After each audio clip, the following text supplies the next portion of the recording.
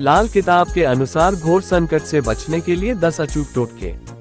कुछ लोगों पर अचानक कोई संकट आ जाता है तो कुछ लोग सालों से संकटों का सामना कर रहे हैं। माना जाता है कि संकटों का कारण पितृदोष, कालसर्प दोष, शनि की 7.5 और ग्रह नक्षत्रों के बुरे प्रभाव होते हैं।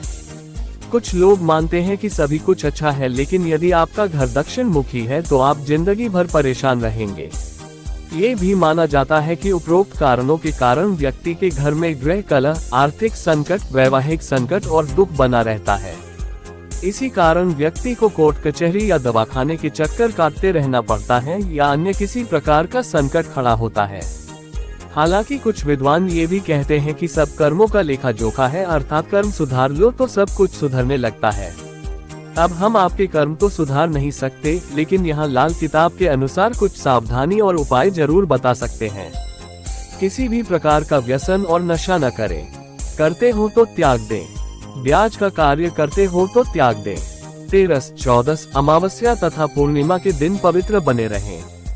दादी, सास, माँ, बहन, बेटी, पत्नी, मौसी, साली और बुआ से संबंध अच्छे रखें। दादा, पिता, ससुर, भाई, काका, मामा, भांजे, साले, बहनों, भतीजे और भाई से संबंध अच्छे रखें।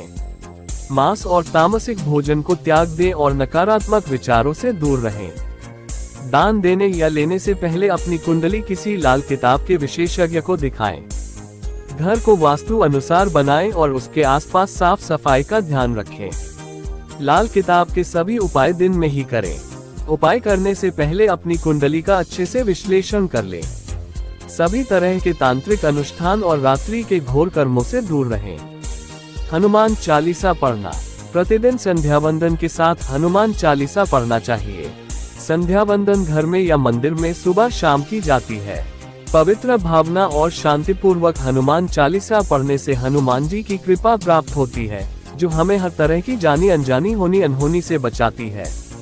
हनुमान चालीसा पढ़ने से जहां पितृदोष, मंगल दोष, राहु केतु दोष आदि दूर होते हैं, वहीं भूत प्रेत आदि का बुरा असर या साया भी हट जाता है। हनुमान जी को चढ़ाएं चोला। इसके अलावा आप मंगलवार और शनिवार को बजरंग बाण का पाठ करें और हो सके तो किसी शनिवार को हनुमान जी को चोला चढ़ाएं और उन्हें बनारसी पान का बीड़ा भी अर्पित करें। कम से कम 5 बार हनुमान जी को चोला चढ़ाएं तो तुरंत ही संकटों से मुक्ति मिल जाएगी। इसके अलावा प्रति मंगलवार या शनिवार को बड़ के पत्ते पर आटे का दिया जलाकर उसे हनुमान जी के मंदिर में रखाएं। ऐसा कम से कम 11 मंगलवार या शनिवार को करें। गाय, कुत्ते, चींटी और पक्षियों को भोजन खिलाएं। वृक्ष, चींटी, पक्षी, गाय, कुत्ता, कौवा, अशक्त मानव आदि प्राणियों के अन्न जल की व्यवस्था करने से इनकी हर तरह से दुआ मिलती है। इसे वेदों के पंचयज्ञ में से एक वैश्वदेव यज्ञ कर्म कहा गया है। ये सबसे बड़ा पुण्य माना गया है। कछुओं और मछलियों को नित्य आटे की गोलियां खिलाएं और चींटियों को भुने हुए आटे में बूरा मिलाकर बनाई गई पंजीरी खिलाएं। प्रतिदिन कौवे या पक्षियों को दाना डालने से पितृ तृप्त होते हैं। प्रतिदिन चींटियों को दाना डालने से कर्ज और संकट से मुक्ति मिलती है। प्रतिदिन कुत्ते को रोटी खिलाने से आकस्मिक संकट दूर रहते हैं।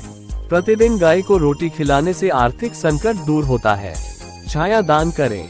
शनिवार को एक कांसे की कटोरी में सरसों का तेल और सिक्का, रुपया, पैसा डालकर उसमें अपनी परछाई देखें और तेल मांगने वाले को दे दे या किसी शनि मंदिर में शनिवार के दिन कटोरी सहित तेल रखकर आ जाएं।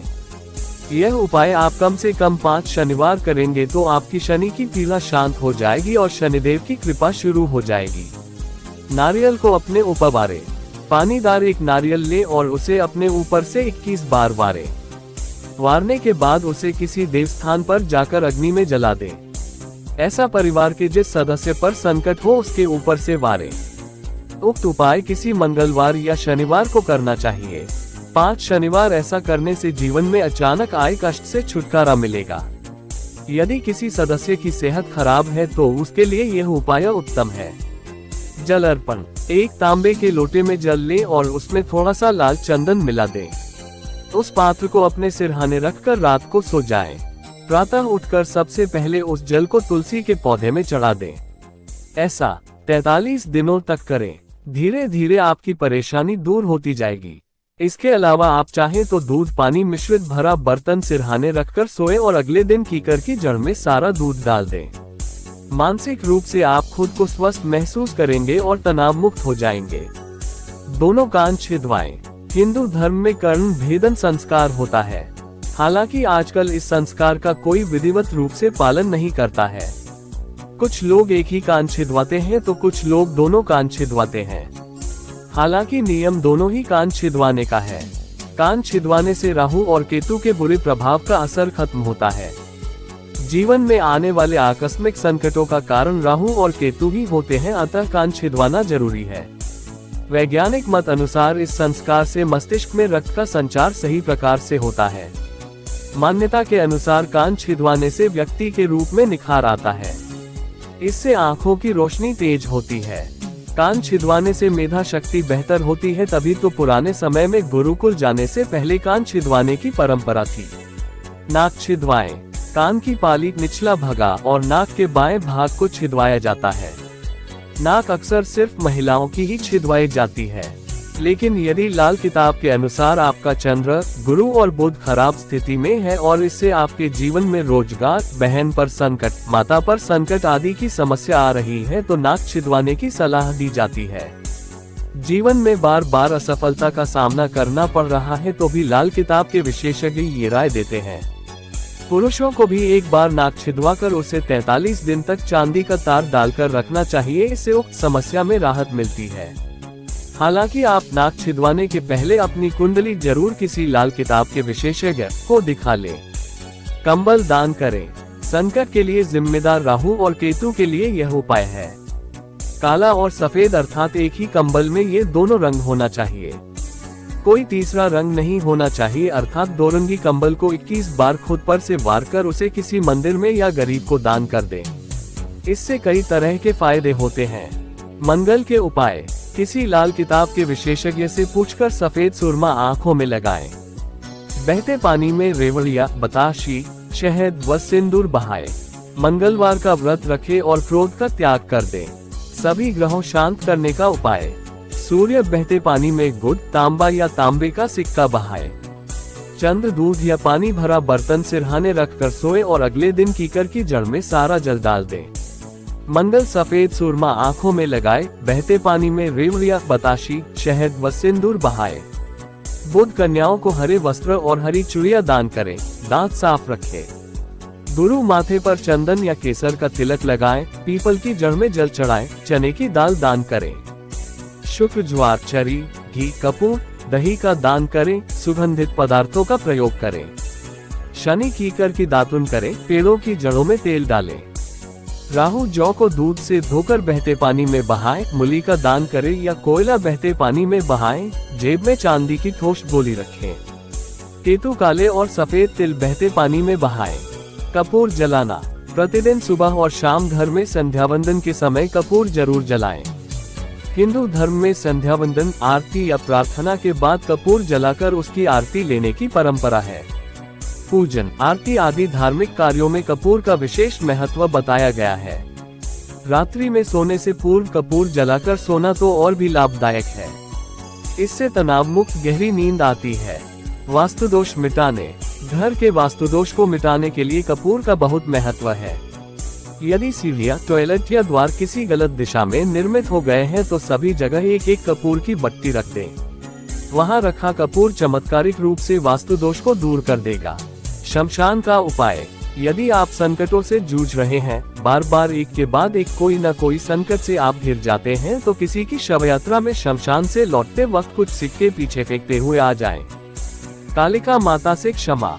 अगर किसी मानसिक कलह, तनाव या परेशानी से जूझ रहे हैं तो शुक्रवार के दिन मां कालिका के मंदिर में जाकर उनसे अपने द्वारा किए गए सभी जाने अनजाने पापों की क्षमा मांग ले और फिर कभी कोई बुरा कार्य नहीं करने का वादा कर ले। ध्यान रहे, वादा निभा सकते हो तो ही करें, अन्यथा आप मुसीबत में पड़ सकते हैं। यदि आपने ऐसा 5 शुक्रवार को कर लिया तो तुरंत ही आपके संकट दूर हो जाएंगे। 11 या 21 शुक्रवार कालिका के मंदिर जाएं और क्षमा मांगते हुए अपनी क्षमता अनुसार नारियल, हार, फूल चढ़ाकर प्रसाद बांटें। माता कालिका की पूजा लाल कुमकुम, अक्षत, गुड़हल के लाल फूल और लाल वस्त्र या चुनरी अर्पित करके भी कर सकते हैं। भोग में हलवे या दूध से बनी मिठाइयों को भी चढ़ा सकते हैं। अगर पूरी श्रद्धा से माँ की उपासना की जाए तो आपकी सारी मनोकामनाएं पूर्ण हो सकती हैं। अगर माँ प्रसन्न हो जाती है तो माँ के आशीर्वाद से आपका जीवन बहुत ही सुखद हो जाता है। चांदी की डिब्बी। घर की तिजोरी या अलमारी में ढकल लगी चांदी की डिब्बी जिसमें पानी भरा हो उसे रखें। जब भी पानी सूख जाए तो उसे तुरंत फिर से भर दें। ठोस चांदी का हाथी। घर में कम से कम 150 ग्राम चांदी का ठोस हाथी घर में रखें। पत्थर की घट्टी। घर में पत्थर की छोटी सी घट्टी रखें।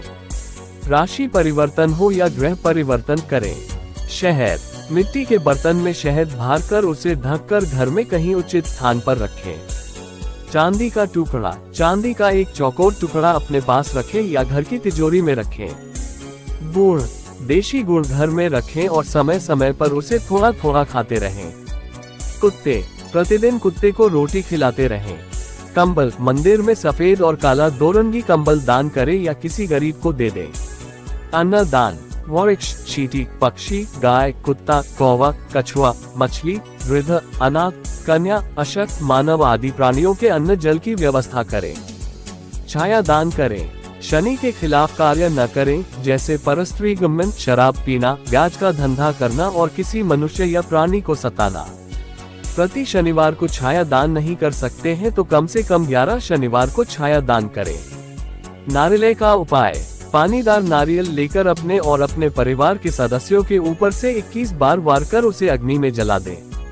नारियल का दूसरा उपाय। 6 नारियल लेकर इसी तरह 21 बार वार कर बहते पानी में बहा दें। सिरहाने रखें लोटा।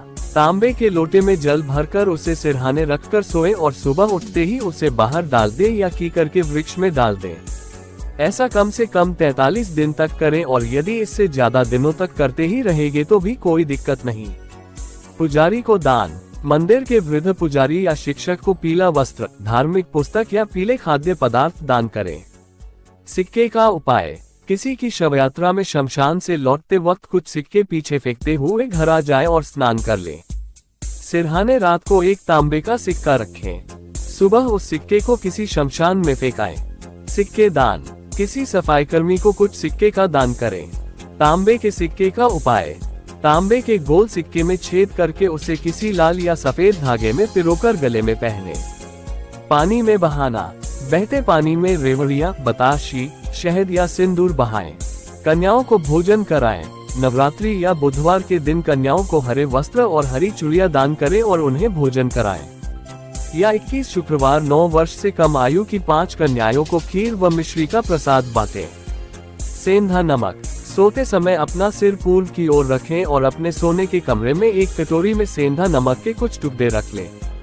दही स्नान। शुक्रवार को पानी में 100 ग्राम दही मिलाकर स्नान करें और जब भी स्नान करें तो लकड़ी के पाट पर बैठकर ही करें। तिलक। माथे पर चंदन या केसर का तिलक लगाएं। कम से कम 43 दिन तक ऐसा करें और लगाते ही रहें तो बेहद फायदेमंद होता है। वृक्ष को जल अर्पण। पीपल, बरगद, नीम और केले की जड़ में रोज सुबह जल चढ़ाएं। चांदी का गिलास। चांदी या तांबे के गिलास में ही पानी पिएं। शीत प्रकृति है तो तांबे के गिलास का उपयोग करें। पीतल के बर्तन। घर के किचन में पीतल और तांबे के बर्तनों की अधिकता होना चाहिए। तांबे के बर्तनों के प्रयोग से सभी देव प्रसन्न होते हैं। रिश्तों का सम्मान बेहद जरूरी है, इसलिए सभी रिश्ते और नातों का सम्मान करें। चैनल को लाइक और सब्सक्राइब कीजिए।